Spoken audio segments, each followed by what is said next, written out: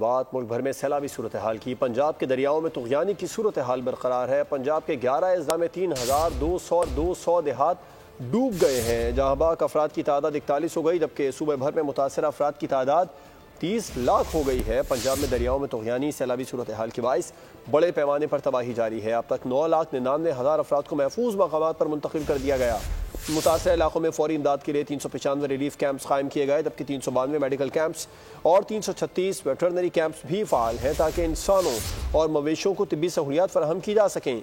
सैलाब से मुतासर 7,08,000 मवेशियों को भी महफूज मकामात पर मुंतकिल किया जा चुका है। दरियाओं में पानी के बहाव की सूरत हाल भी तशवीशनाक है। दरिया सतलुज में गंडा सिंह वाला के मकाम पर पानी का बहाव 2,53,000 क्यूसेक रिकॉर्ड किया गया, जबकि सुलेमानी के मकाम पर 1,24,000 क्यूसेक की इत्तला है। उधर दरिया चनाब का एक बड़ा रैला जनूबी पंजाब की जानिब बढ़ रहा है, जिससे मजीद इलाकों के मुतासिर होने का खदशा है। सब्सक्राइब करें और बेल दबाएं ताकि कोई खबर रह न जाए।